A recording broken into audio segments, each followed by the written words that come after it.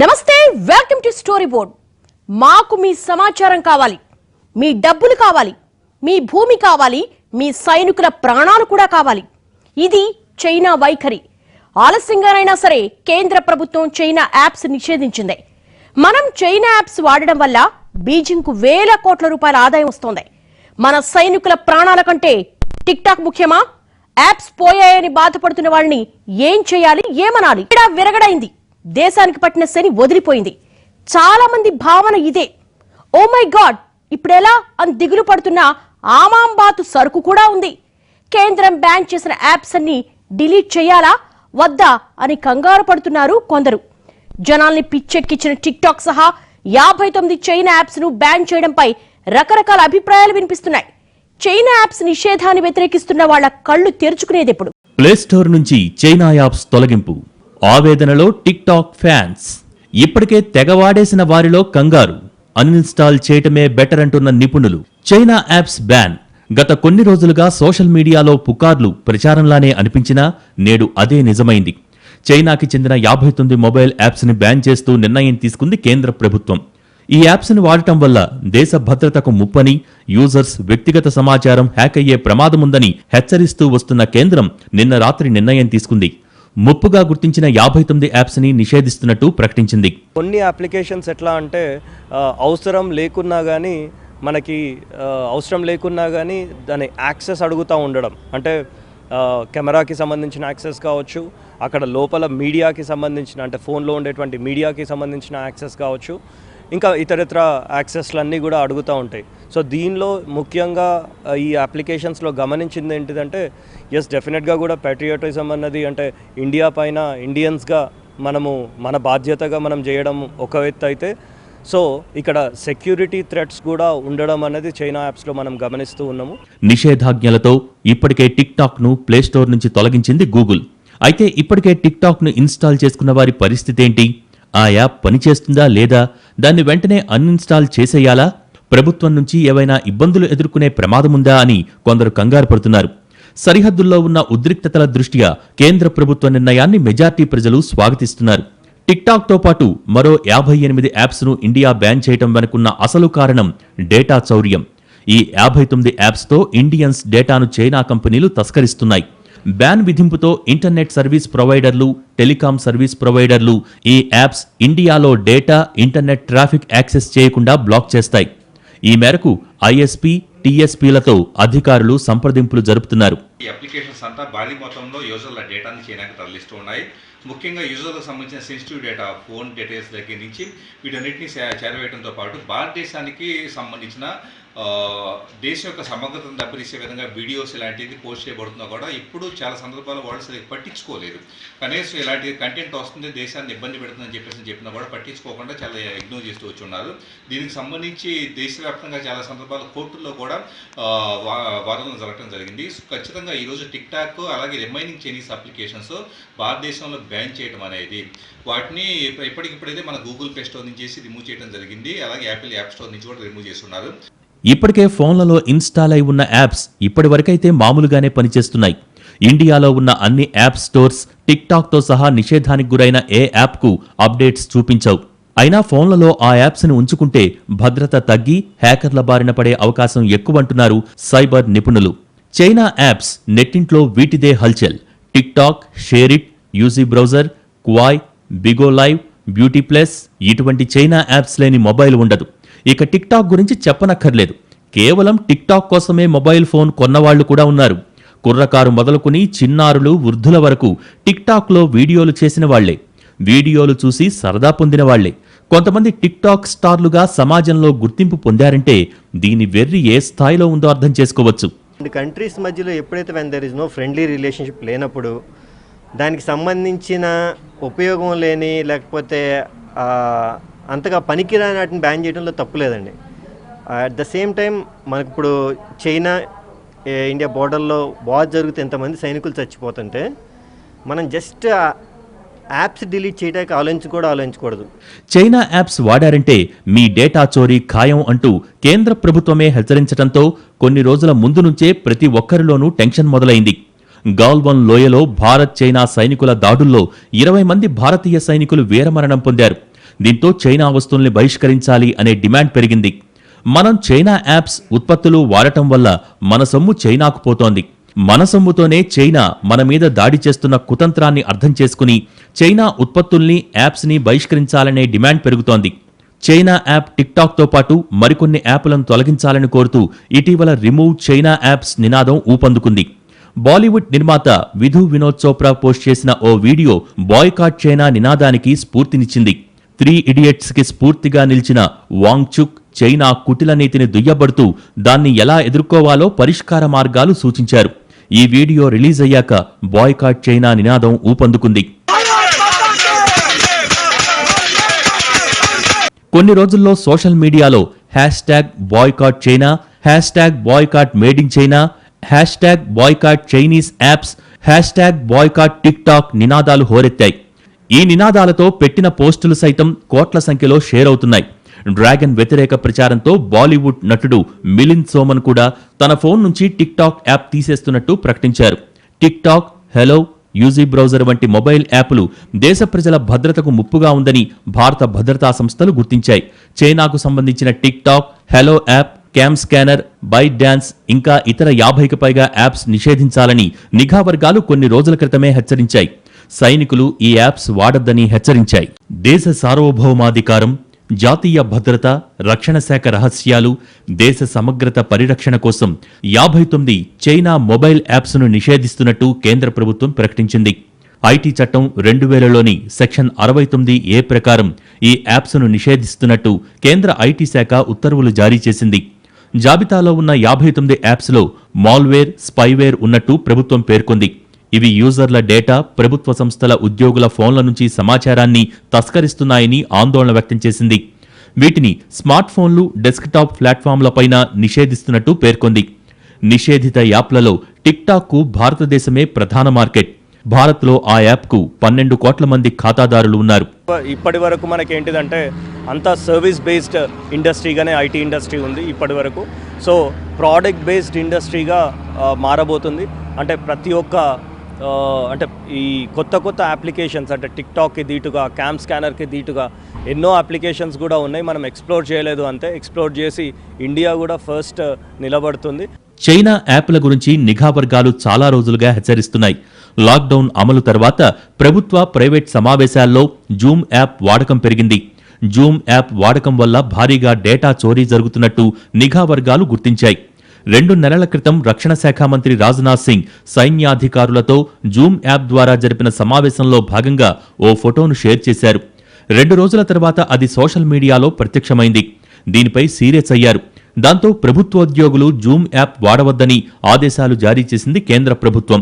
కేంద్రం చైనా యాప్స్ను నిషేధించినా పూర్తి స్థాయిలో అమలు చేయడం అంత సులభం కాదని సైబర్ సెక్యూరిటీ నిపుణులు అంటున్నారు. ఇప్పటికే ఆయా యాప్స్ను డౌన్లోడ్ చేసుకున్న వారు వాటిని వినియోగించకుండా ఆపలేమని పేర్కొన్నారు. గూగుల్, యాపిల్ సంస్థలకు తమ ఉత్తర్వులను పంపి ఆయా ప్లేస్టోర్ల నుంచి వాటిని తొలగించినా సంబంధిత యాప్స్కు సంబంధించిన వెబ్సైట్ల నుంచి డౌన్లోడ్ను అడ్డుకోలేరని చెబుతున్నారు. ఇంటర్నెట్ సర్వీస్ ప్రొవైడర్లు, టెలికాం సర్వీస్ ప్రొవైడర్ల సహకారంతోనే పూర్తి స్థాయిలో నిషేధం సాధ్యమని, అందుకు భారత టెలికాం నియంత్రణ సంస్థ రంగంలోకి దిగాల్సిన అవసరముంది. కేంద్రం నిషేధించిన 59 యాప్స్తో పాటు మరికొన్ని ప్రమాదకరమైన యాప్స్ కూడా ఉన్నాయి. వీటిని కూడా నిషేధించాలని డిమాండ్ వెల్లువెత్తుతోంది. వీటిలో ముఖ్యమైంది పబ్జీ గేమ్. ఈ ఆట వల్ల చిన్నారులు చదువు సంధ్యల్ని పక్కన పెడుతున్నారు. పబ్జీ ఆడుతూ ప్రాణాలు పోగొట్టుకుంటున్న సంఘటనలు ఉన్నాయి. పబ్జీతో పాటు మరో డజనుకు పైగా చైనా గేమింగ్ యాప్లను నిషేధించాలని నెటిజన్లు కోరుతున్నారు. కొన్ని యాప్స్ ఫేస్బుక్ లాగిన్తో పనిచేస్తూ వ్యక్తిగత సమాచారాన్ని తస్కరిస్తున్నాయనే నివేదికలను సైబర్ సెక్యూరిటీ సంస్థలు అందజేశాయి. అయితే కేంద్ర ప్రభుత్వం దశలవారీగా చైనా యాప్లను నిషేధిస్తుందని తెలుస్తోంది. I stand by my country और ये जो इंडिया और चाइना के बीच में चल रहा है, चाइना इंडिया को अटैक कर रहा है और इंडिया में चाइना के इतने एप्लीकेशंस और प्रोडक्ट्स हैं, तो हम लोग एक जन नहीं यूज करेगा. लाइक बीच में ऐसा होता है लाइक पीपल वो बॉयकॉटिंग चाइनीज प्रोडक्ट्स और नहीं यूज करे तो 1-2 जन करने से फर्क पड़ता है. बट ये सब चीजों को जड़ से निकालना बहुत जरूरी था और ये हमारे गवर्नमेंट के हाथ में था. तो हमारे गवर्नमेंट ने इसको बैन करके बहुत ही अच्छा स्टेप लिया है and I totally stand by it. और दूसरी बात, चाइना ऐसे नहीं कर सकता है ना कि हमारे ही कंट्री को अटैक कर रहा है और हमारे कंट्री से ही पैसे कमाना चाहता है. बिकॉज जैसे आप सबको पता है, आफ्टर चाइना इंडिया की पॉपुलेशन उसके बाद आती है, तो इंडिया से बहुत ज्यादा प्रॉफिट है चाइना को. और जो चाइना ने किया, they have to pay for this. So we are very happy and we all should stand by our country. China apps పై ప్రభుత్వం నిషేధించడం వల్ల ఎక్కువగా బాధపడుతోంది టిక్ టాక్ యూజర్లే. టిక్ టాక్, యూజీ న్యూస్ వంటి సంస్థల ఆఫీసులు మన దేశంలో కూడా ఉన్నాయి. వాటిలో పనిచేస్తున్న భారతీయుల ఉద్యోగ భద్రత ప్రశ్నార్థకంగా మారనుంది. టిక్ టాక్ వీడియోల ద్వారా కొందరు గృహిణులు, యువకులు పాపులర్ అయ్యారు. వీళ్లకు డిజిటల్ ప్లాట్ఫామ్ మీద ఉపాధి దొరుకుతోంది. ఇలాంటి వాళ్లంతా కేంద్ర ప్రభుత్వ నిర్ణయం పట్ల అసహనం వ్యక్తం చేస్తున్నారు. దేశ భద్రత, ప్రయోజనాల కంటే టిక్ టాక్ ముఖ్యమనే ఇలాంటి వాళ్లను చూసి జాలిపడటం తప్ప ఏం చేయగలం? టిక్టాక్ని బ్యాన్ చేయాలని చెప్పను, అలాగని ఉంచాలని కూడా చెప్పనండి. ఫస్ట్ మెయిన్ థింగ్ ఒకటి చెప్పాలనుకుంటున్నాను. ఇప్పుడు చైనా వల్ల మనం చాలా ప్రాబ్లమ్స్ ఫేస్ చేసాము. ఈరోజు ఇండియా చాలా ప్రాబ్లమ్స్లో ఉంది. సో నేనేమంటున్నాను అంటే, ఒక కంట్రీ నుంచి ప్రాబ్లం వచ్చిందని చెప్పేసి ఇప్పుడు ఈ టైంకి రెస్పాండ్ అయ్యి టిక్టాక్ తీసేయాలి అనేసి అనుకుంటున్నారు కదా, ఇది కరెక్ట్ సొల్యూషన్ కాదండి. దేశంలో దాదాపు 45 కోట్ల మంది స్మార్ట్ ఫోన్స్ ఉపయోగిస్తున్నారు. వీరిలో కనీసం 30 కోట్ల మంది నిషేధిత చైనీస్ యాప్స్లో ఏదో ఒకటి ప్రతిరోజు వాడుతున్నారు. అంటే 3/2 మంది భారతీయులు టిక్ టాక్, హెలో, పబ్జీ తదితర చైనీస్ యాప్స్లో ఏదో ఒకటి తమ ఫోన్స్లో ఇన్స్టాల్ చేసుకుని వాడుతున్నారు. గాల్వన్ ఘటన తర్వాత చైనా పట్ల భారత్లో ఆగ్రహం పెరిగింది. అప్పట్నుంచి చైనీస్ యాప్స్ డౌన్లోడ్స్ భారీగా తగ్గాయి. టిక్ టాక్ను డౌన్లోడ్ చేసుకునే వారి సంఖ్య ఏప్రిల్తో పోలిస్తే మేలో 5% తగ్గగా, మేతో పోలిస్తే జూన్ 22వ తేదీ వరకు ఏకంగా 38% తగ్గింది. ఇదే స్ఫూర్తి కొనసాగాల్సి ఉంది. అంటే ఇప్పుడు మనం యూజ్ చేసే మొబైల్స్ అండ్ యూజ్ చేసే కొన్ని ప్లాస్టిక్ ప్రతిది కూడా చైనాలోనే మేడ్ ఇన్ చైనా అని చెప్పేసి అనుకుంటాం. సో టిక్ టాక్ ఒక్క యాప్ ని మాత్రమే ఎందుకు మెయిన్లీ టార్గెట్ చేశారు అని చెప్పి నేను ఇక్కడ క్వశ్చన్ చేస్తున్నాను. ఎందుకంటే టిక్ టాక్ యాప్ యూజ్ చేయడం వల్ల వేరే కంట్రీని మనం ఫినాన్షియల్లీ సపోర్ట్ చేస్తున్నాము అని చెప్పేసి మీరు ఆలోచించుకోవడం చాలా తప్పు. కేంద్ర నిర్ణయంపై టిక్ టాక్ ఇండియా సంస్థ మొసలి కన్నీరు కారుస్తోంది. యాప్ వాడేవారి సమాచార భద్రత, గోప్యత గురించి తాము భారతీయ చట్టాలకు లోబడి ఉన్నట్టు సంస్థ ప్రతినిధులు తెలిపారు. భారతీయ వినియోగదారులకు సంబంధించిన సమాచారాన్ని విదేశీ ప్రభుత్వాలతో పంచుకోలేదని నమ్మబలుకుతోంది. చైనాకు కూడా తాము ఎలాంటి సమాచారాన్ని అందజేయలేదని వివరణ ఇచ్చింది. ఒకవేళ ఎవరైనా భవిష్యత్తులో సమాచారం కోరినా అందజేసే ప్రసక్తే లేదని తెలిపింది. చైనా ప్రభుత్వం మాదిరే చైనా యాప్ కంపెనీలు కూడా నిజాలు మాత్రమే చెబుతున్నాయంటూ టిక్ టాక్ ప్రకటనపై సెటైర్లు వేస్తున్నారు నెటిజన్లు. సరిహద్దుల్లోనే కాదు, డిజిటల్ మార్గంలోనే చైనాది అతిక్రమణే. మన దేశంలో వాడుతున్న స్మార్ట్ ఫోన్లలో చైనా కంపెనీల ఫోన్లే ఎక్కువ. ఫోన్ కొనుక్కుని అది ఓపెన్ చేయగానే అందులో కొన్ని యాప్స్ ఉంటాయి. వాటిని మనం డౌన్లోడ్ చేసుకోగానే మన గురించిన పూర్తి సమాచారం చైనా కంపెనీలకు వెళ్లిపోతుంది.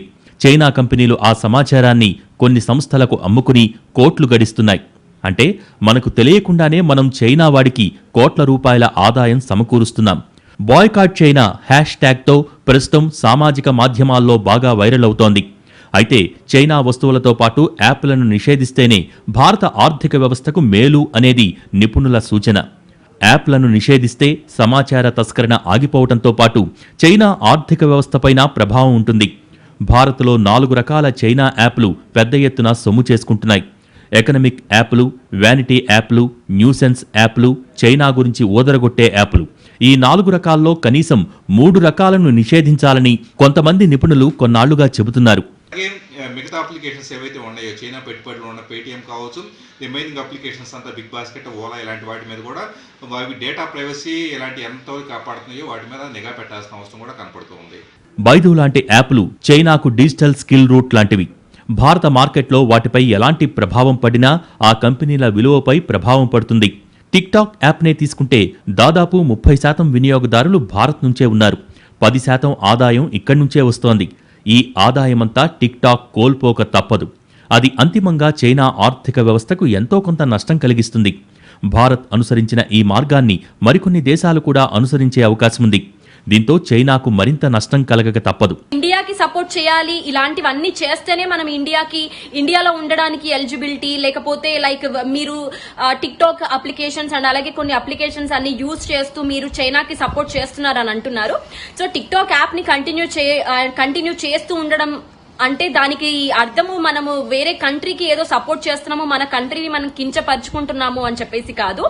అలా అనుకుంటూ వస్తే లైక్ టిక్ టాక్ అప్లికేషనే కాదు, చైనాకి సంబంధించి చాలా మన ఇండియాలో మనం యూజ్ చేస్తున్నాము. లైక్ భారత ప్రభుత్వం తమ దేశ కంపెనీల యాప్స్ పై నిషేధం ప్రకటించడం తీవ్ర ఆందోళన కలిగించే అంశమని చైనా విదేశాంగ శాఖ అధికార ప్రతినిధి జావో లిజియాన్ తెలిపారు.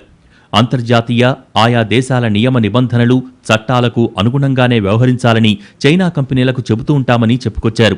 భారత్ సైతం నిబంధనలకు అనుగుణంగా చైనా సహా అంతర్జాతీయ పెట్టుబడిదారులకు హక్కులు కల్పించాలంటూ జరిగే నష్టాన్ని చెప్పుకోలేక గాంభీర్యాన్ని ప్రదర్శించే ప్రయత్నం చేశారు. చైనా విదేశాంగ శాఖ వ్యాఖ్యల్ని చూస్తే యాప్లను నిషేధించాలన్న ప్రభుత్వ నిర్ణయం డ్రాగన్ను కలవరపెడుతున్నట్టు కనిపిస్తోంది.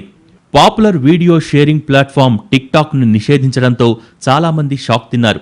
బాలీవుడ్ సెలబ్రిటీలు, ప్రభుత్వ శాఖలతో పాటు కోట్ల మంది టిక్టాక్ ఉపయోగిస్తున్నారు. కరోనా గురించి ప్రజల్లో సందేహాలను, భయాలను తొలగించేందుకు కొన్ని ప్రభుత్వ విభాగాలు టిక్టాక్, హెలో యాప్లలో వీడియోల ద్వారా ప్రచారం చేస్తున్నాయి. సెలబ్రిటీలు తమ సినిమాల ప్రమోషన్ కోసం ఈ యాప్ను బాగా వాడుకున్నారు. చైనా కంపెనీతో సిగ్నలింగ్ కాంట్రాక్టును ఇటీవల రద్దు చేసుకున్న రైల్వే శాఖకు టిక్టాక్ అకౌంట్ ఉండటం గమనార్హం. టిక్టాక్ నిషేధంతో వికృత వీడియోల బెడద తప్పిందని కొందరు భావిస్తుంటే మరికొంతమంది బాధపడుతున్నారు. యాప్లపై నిషేధం విధించడం చైనా ఎగుమతులు, దిగుమతులపై ఇప్పటికిప్పుడు ఎలాంటి ప్రభావం చూపకపోవచ్చు. ఆయా యాప్లు వాణిజ్య ప్రకటనల ద్వారా భారత్లో వేల కోట్ల రూపాయలు సంపాదిస్తున్నాయి. చైనా యాప్ రెవెన్యూలో 2016 నుంచి ఏటా 140% వృద్ధి రేటు ఉన్నట్టు గణాంకాలు చెబుతున్నాయి. చైనా యాప్లపై నిషేధం విధించడంతో భారతీయ యాప్ మార్కెట్ విస్తరించే అవకాశముంది. టిక్టాక్ వంటి యాప్లకు పోటీగా ఇప్పటికే చింగారీ వంటి స్వదేశీ యాప్ నిలదొక్కుంటోంది.